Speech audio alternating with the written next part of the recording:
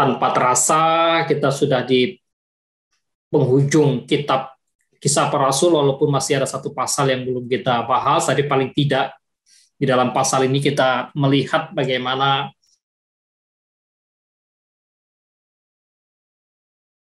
kehidupan perjalanan keberimanan seorang bernama Paulus, ya. Ketika kita melihat bahwa perjalanan Paulus ke Roma tentu dari sisi Allah adalah satu kehendak dan rencana Allah. Ya, Allah yang memanggil dia, tetapi dari sisi Paulus ini adalah satu jawaban, satu responsibilitas Paulus, ketaatan Paulus kepada satu panggilan yang dia terima.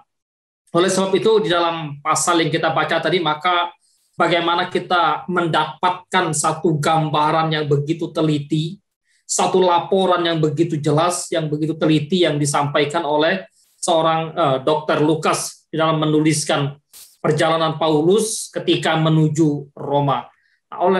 Menjadi sesuatu yang sangat menarik kalau kita perhatikan. Maka Kisah Para Rasul pasal 27 ini, ya, ketika kita melihat secara bagian demi bagian perjalanan Paulus menuju Roma, lalu kita mendapatkan sana bagaimana Paulus dan rekan-rekannya terancam oleh badai, gitu ya.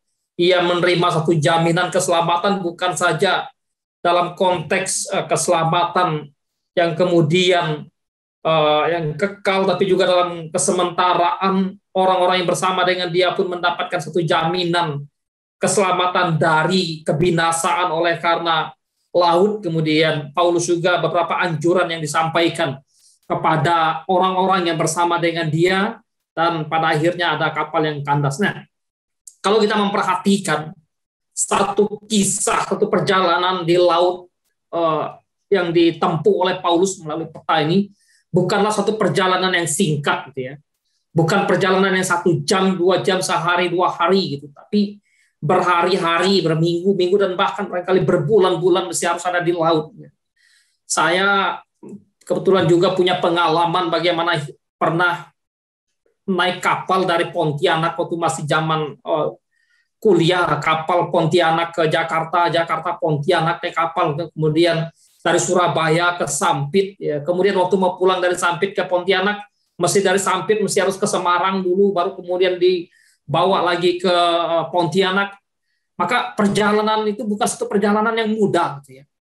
Kita ada satu kebosanan, gitu, kemudian ada rasa yang tidak nyaman kalau karena angin, gitu ya. Kadang merasa kekhawatiran, ada gelombang.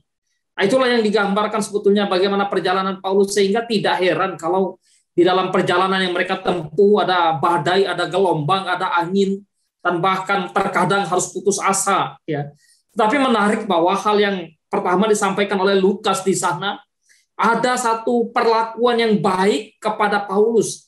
Ya, ada satu hospitality dari seorang bernama Julius, orang Romawi, orang kepemerintahan Kaisar, itu ya, orangnya Kaisar, lalu memperlakukan Paulus begitu dengan ramah tamahnya, yang memperbolehkan Paulus untuk boleh mengunjungi sahabat-sahabatnya.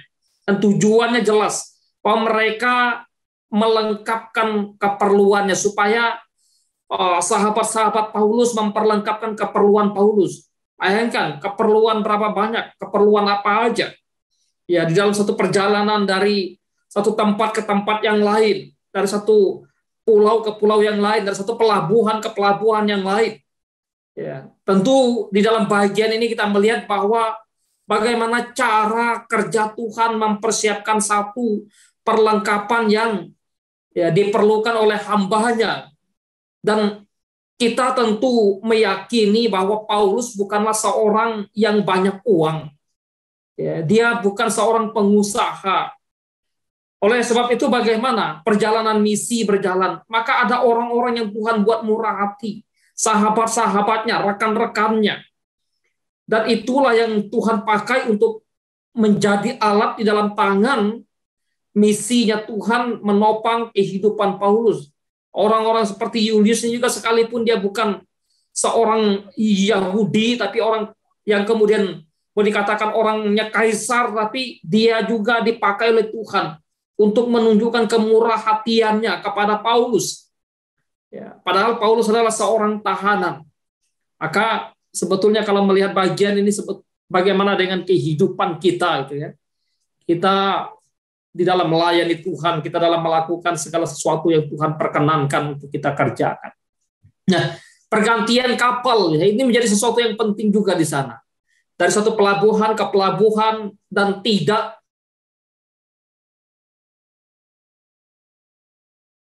itu langsung ke pelabuhan yang paling ujung ke Roma misalnya. Tidak, karena ada pergantian, ada kapal-kapal kecil.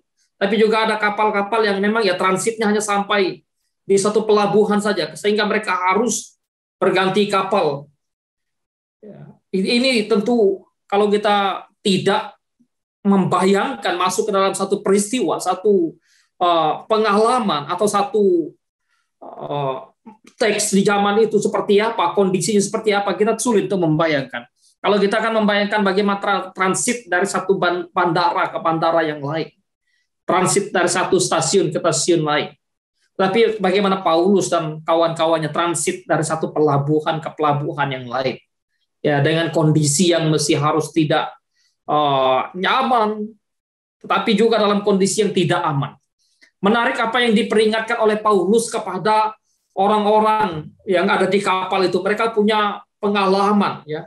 Orang-orang kapal perwira kemudian mempercayakan kapal mereka kepada jurumudi, kepada nahoda, daripada kepada perkataan Paulus. Barangkali mereka berkata kepada Paulus, engkau tidak lebih dari seorang tahanan, engkau tidak lebih dari seorang yang akan dibawa ke Roma untuk diperhadapkan kepada kaisar, di mana engkau akan diadili di sana. Sehingga untuk apa kami mempercayakan atau untuk apa kami percaya kepada perkataanmu? Untuk apa kami menerima nasihatmu? Engkau bukan seorang pelaut, engkau bukan seorang nakoda, engkau bukan seorang jurumudi. Ya. Engkau seorang pembuat tenda, engkau seorang yang tidak punya pengalaman apa-apa tentang bagaimana mengarungi lautan, bagaimana menyeberangi samudra, bagaimana mengendalikan kapal, bagaimana berhadapan dengan ombak, dengan gelombang, dengan angin. Sehingga mereka betul-betul mengabaikan apa yang menjadi peringatan Paulus. Ya. Oleh sebab itu, apa yang di dalam bagian ini, maka pengandalan antara kekuatan atau pengalaman manusia versus pendengaran atau mendengarkan apa yang disuarakan oleh Tuhan melalui Paulus membawa satu akibat, membawa satu dampak yang mereka boleh rasakan. Nanti mereka akan mengalami banyak kerugian. Ya, di dalam kehidupan kita juga sebetulnya terkadang ketika kita punya satu pengalaman, satu punya kekuatan, punya kemudian skill-skill tertentu, kecenderungan kita manusia, kecenderungan gitu ya, lupa untuk mempertanyakan lagi kepada Tuhan, lupa untuk meminta petunjuk hikmat bijaksana daripada Tuhan, karena merasa bisa tadi. Ya, kalau misalnya orang bidang ekonomi karena memang merasa ahlinya di ekonom, terkadang ya untuk apa saya mesti bergumul dan bertanya dengan Tuhan, saya kemanakan uang ini, saya kelola seperti apa, karena saya punya ilmu untuk memanage keuangan ini. Atau sebaliknya dalam hal dunia misalnya pendidikan. Tetapi ketika manusia dengan segala kekuatannya, dengan segala pengalamannya, menghadapi realita yang kemudian Tuhan hadirkan di dalam kehidupan mereka, mereka akan menyadari, oh ternyata tidak selamanya pengalaman, kekuatan, kepintaran, skill yang kita miliki itu ya, beda dengan apa yang Tuhan hadirkan dalam kehidupan kita. Mereka mengabaikan apa yang dipesankan oleh Paulus. Apa yang dipesankan oleh Paulus bukan sekadar dari apa yang dia alami, bukan dari sekadar bagaimana dia mempelajari, tetapi apa yang disampaikan oleh Paulus adalah sesuatu hikmat bijaksana yang Tuhan berikan kepada dia. Pesan yang Paulus sampaikan adalah pesan yang Tuhan berikan kepada Paulus, sekalipun tidak secara tertulis secara langsung bahwa Tuhan berbicara kepada Paulus, tidak. Tetapi apa yang menjadi perkataan dari seorang rasul yang dipakai oleh Tuhan, itu tidak lepas daripada itulah bijaksana Tuhan yang diberikan kepada mereka, kepada Paulus. Mendengarkan perkataan seorang rasul, mendengarkan perkataan Tuhan. Maka di dalam bagian kehidupan kita, ya, Ada salah satu seri filsafat Asia sebetulnya, kalau Bapak Ibu pernah dengar, bahwa apa yang harus kita taati? Pertama, bahwa harga mati ketaatan kepada otoritas Allah, kepada perkataan Tuhan. Ya, kemudian tentu ketika kita mau mentaati perkataan Tuhan, mendengarkan perkataan Tuhan, maka kita juga mesti memiliki satu relasi, satu hubungan yang dekat dengan Tuhan. Sekarang firman, gitu ya, Alkitab yang kita pegang, Alkitab yang kita baca, itulah sarana, itulah suara Tuhan, itulah hikmat bijaksana Tuhan. Dan tentu mendengarkan pengarahan-pengarahan atau membaca melalui buku-buku yang sangat bermanfaat bagi kita. Pemikiran-pemikiran orang bijak, orang berhikmat yang Tuhan pakai, itu penting. Nah, di dalam bagian ini maka dengan apa yang mereka lakukan, melanggar atau mengabaikan apa yang Paulus sampaikan, ada kerugian yang begitu banyak yang terjadi akibat mengabaikan perkataan Paulus. Sebetulnya dalam bagian ini betapa rugi besar yang kita alami, yang manusia alami ketika manusia mengabaikan apa yang Tuhan katakan kepada mereka. Ketimbang kemudian mereka pikir bahwa ya saya mendengarkan perkataan-perkataan dunia, saya mengandalkan kekuatan saya sendiri. Karena itu bagi mereka atau bagi manusia ya itu nyata, itu dekat gitu ya. Itu realita. Tapi sebetulnya bahwa cara Tuhan mendidik tiap orang itu beda sekali. Kerugian besar bagi manusia ketika manusia ya, tidak mengandalkan Tuhan. Yeremia mencatat, celakalah orang yang mengandalkan manusia. Tapi mereka yang hidup dalam takut akan Tuhan, mereka akan dipelihara oleh Tuhan. Kerugian-kerugian itu kalau kita tadi sudah membaca terlalu banyak, sehingga barang-barang mereka dibuang ke laut. Ya, barang-barang mereka yang ada dalam kapal yang seharusnya dibawa barangkali atau apa harta benda, kekayaan, entah rempah-rempah, perdagangan, semua dibuang ke laut. Pada akhirnya sia-sia. Ya. Dan di situ kemudian Paulus menasehatkan orang-orang yang ada di kapal. Ya. Paulus menasihati dan menguatkan seluruh penumpang kapal ketika dia berkata, berdiri di tengah mereka, saudara-saudara, jika sekiranya nasihatku dituruti, ya, kemudian kalian menuruti nasihat yang kusampaikan, supaya kita jangan berlayar dari kereta, pasti kita terpelihara dari kesukaran dan kerugian ini. Ya, mempertimbangkan, mempertanyakan kepada Tuhan sebelum melakukan sesuatu, sehingga menghindari satu kerugian-kerugian. Ya. Tetapi sekarang juga dalam kesukaran ini, aku menasihatkan kamu, kesukaran ini menjadi nasihat atau menjadi kesempatan bagi Paulus juga untuk menasehatkan mereka. Kamu tetap tabah hati. Tidak seorang pun di antara kamu yang akan binasa. Ini satu penguatan, satu penghiburan yang disampaikan oleh Paulus. Kenapa dia mengatakan demikian? Dasarnya jelas dalam ayat yang ke-23. Tadi malam seorang malaikat dari Allah, yaitu dari Allah yang aku sembah sebagai miliknya, aku sebagai milik Allah, dan Allah yang adalah pemilikku, memberitahukan kepadaku melalui seorang malaikat. Dengan kata lain, maka di sini Paulus sedang menyaksikan kepada para penumpang kapal ya, tentang siapa Allah yang dia sembah, tentang bagaimana Allah dekatnya dengan dia, tentang bagaimana Allah yang dia sembah adalah Allah yang menyelamatkan, bukan Allah yang kejam, bukan Allah yang bengis, tapi Allah yang menyelamatkan. Lalu berdiri di sisiku dan ia berkata, jangan takut, engkau harus menghadap kaisar. Dan sesungguhnya oleh karunia Allah. Ketika Paulus harus berlayar ke Roma menghadap kaisar, menjadi seorang tawanan, menjadi seorang hukuman di sana, ingat bahwa itu adalah sesungguhnya kasih karunia Allah kepada Paulus. Sehingga ketika bicara tentang pemeliharaan Allah atas hidup manusia, bukan serta-merta kenyamanan, bukan serta-merta kesehatan, bukan serta-merta kekayaan, tetapi bicara tentang anugerah Allah, kasih karunia Allah kepada seorang yang dicintai juga bisa bicara tentang perkara-perkara yang Tuhan perkenankan terjadi.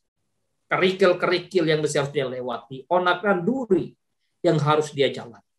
Oleh sebab itu kemudian maka semua orang yang bersama-sama dengan engkau di kapal ini akan selamat karena engkau.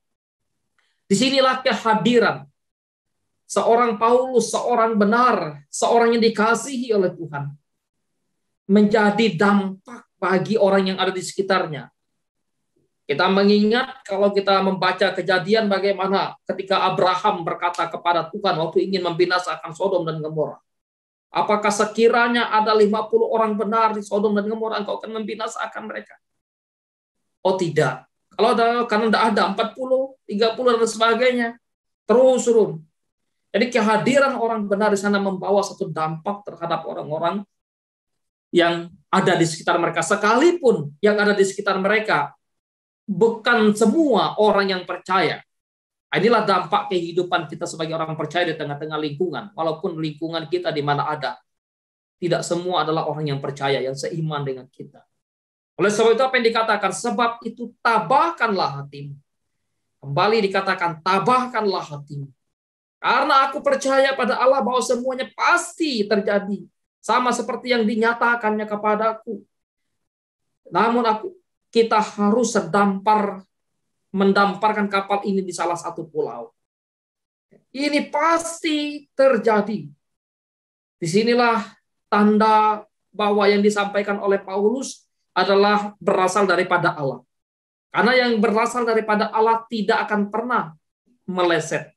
Apa yang dikatakan oleh Allah kepada seorang nabi, kepada seorang rasulnya, pasti itu akan terjadi.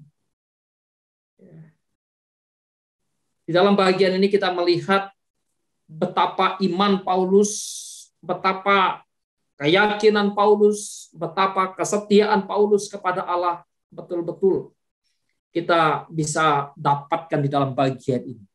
Ya, pasti semua yang dikatakan Allah pasti terjadi.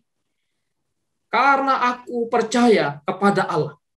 Percaya kepada Allah, ya, percaya kepada perkataannya, maka mempercayakan diri, mempercayakan hidup juga kepada Tuhan.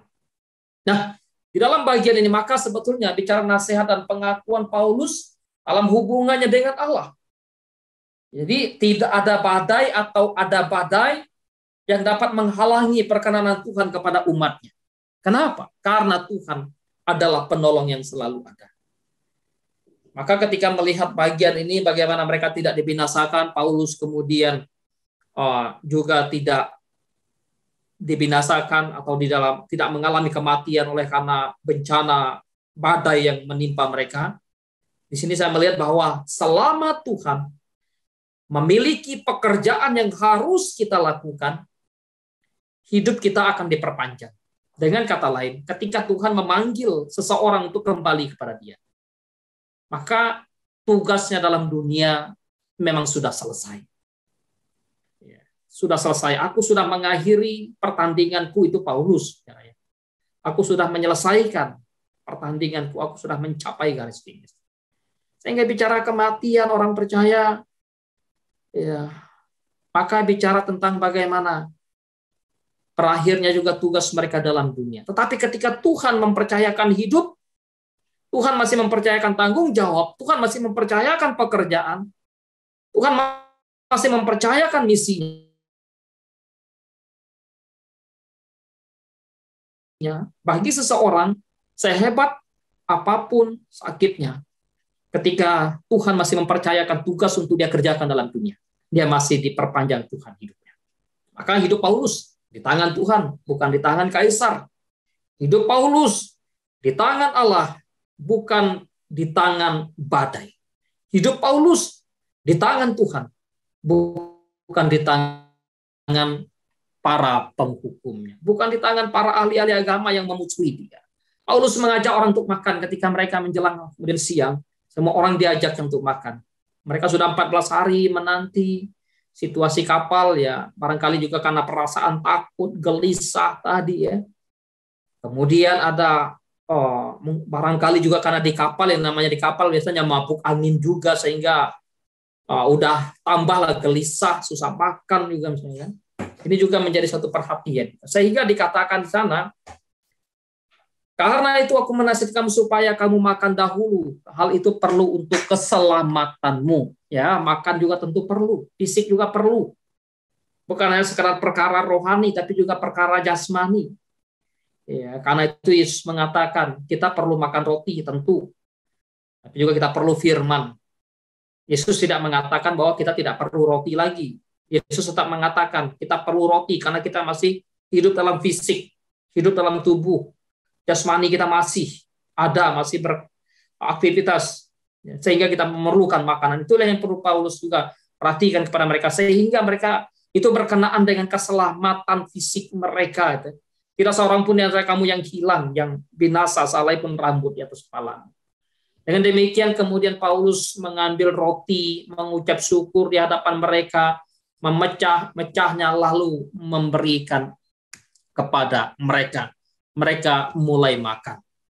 Ya, seperti gambaran Tuhan Yesus yang sedang melakukan satu perjamuan kasih, ya, mecah roti dia, atau seperti ketika Yesus memberi makan 5.000 orang, yang mengambil roti lalu mengucap syukur di hadapan orang yang sedang duduk di lapangan, lalu memecah-mecah roti itu misalnya memberikan para muridnya misalnya, ya.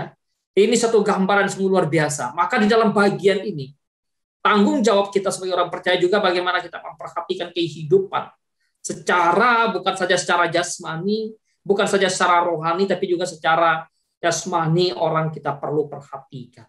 Maka ingat waktu Tuhan Yesus mengatakan kepada Petrus, berilah makan atau gembalakanlah domba-dombaku.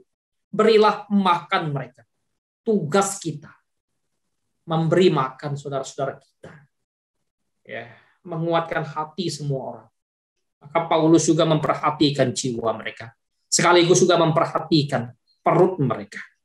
Setelah itu kemudian mereka membuang lagi gandum ya ke laut. Nah, inilah gambaran bagaimana tadi mereka bawa rugi, udah bawa jauh, bawa. Tiba-tiba dibuang semuanya.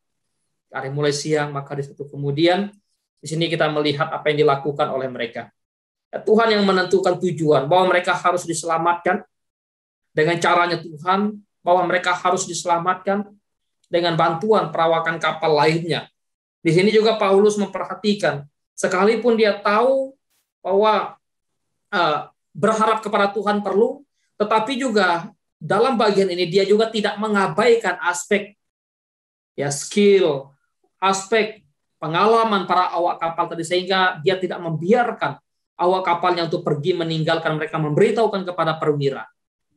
Antara iman, pengetahuan masih harus jalan di sana. Ya. Jadi tidak bisa juga karena mentang-mentang kita orang beriman ya tidak kita lalu mengabaikan aspek pengetahuan, aspek skill juga nggak bisa juga. Ya. Kita melihat bagaimana kedua-duanya berjalan di dalam terang Tuhan. Orang yang mau melarikan diri awal kapal itulah keegoisan manusia. Hanya mau mencari keselamatan diri, mau mencari kenyamanan diri, mengorbankan orang lain, membiarkan orang lain binasa. Dan hidup orang percaya kita melihat dalam bagian ini tidak hanya berhubungan dengan surga, tetapi juga memiliki semangat yang menghidupkan orang-orang di sekitar kita, apalagi dalam zaman pandemik ini. Karena itu salah satu panggilan kita, tanggung jawab kita, ya seperti yang kita sedang bahas atau seperti yang sedang kita kerjakan juga, bagaimana kita menjadi gereja atau kita peduli pada paling tidak mulai dari orang-orang yang betul-betul kita kenal, yang kita layani, bagaimana kehidupan mereka. Ya, kesedihan dunia menghasilkan kematian. Sukacita Tuhan adalah kehidupan. Kedamaian dalam kesusahan dan bahaya yang besar. Penghiburan janji-janji Allah hanya dapat kita peroleh dengan mempercayakan ketergantungan, mempercayai ketergantungan kepada Tuhan.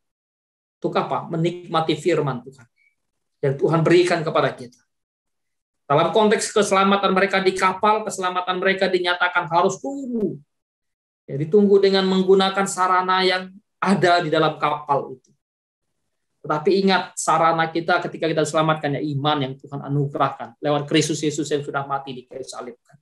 Kapal mereka kandas, prajurit ingin membunuh para tahanan, tetapi juga Paulus diamankan oleh perwira, Dan Paulus juga menolong orang untuk tidak membunuh prajurit-prajurit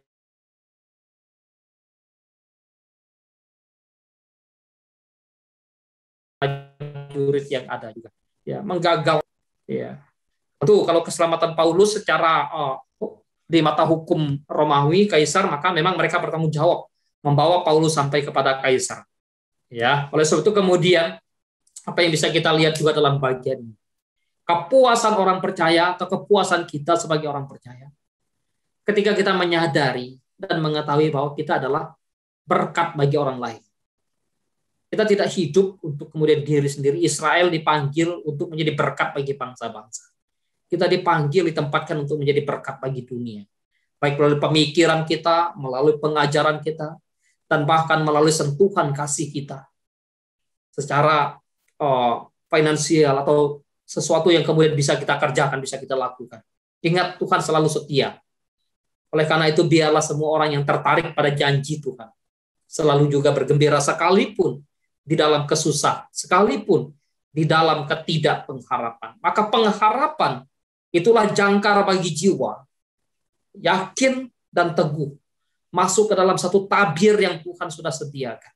Pengharapan itu jangkar bagi jiwa kita. Ketika putus asa, putus pengharapan, ya, jiwa letih lesu, ingat, selama masih ada pengharapan, sebagai jangkar bagi jiwa kita, jangkar bagi keyakinan kita. Tentu, dalam konteks ini bagaimana kita melabuhkan, jangkar kita melabuhkan harapan kita kepada satu batu karang yang teguh, yaitu Kristus. Karena di sanalah iman kita berpaut. Kita melihat bagian ini sungguh luar biasa, menolong kita, memberkati kita, bagaimana Paulus menjadi berkat bagi kehidupan kita. Tuhan pakai, dan biarlah kita juga menjadi berkat bagi orang di mana kita ada. Tuhan menolong kita, Tuhan berkati kita. Terima kasih, Pak Andri.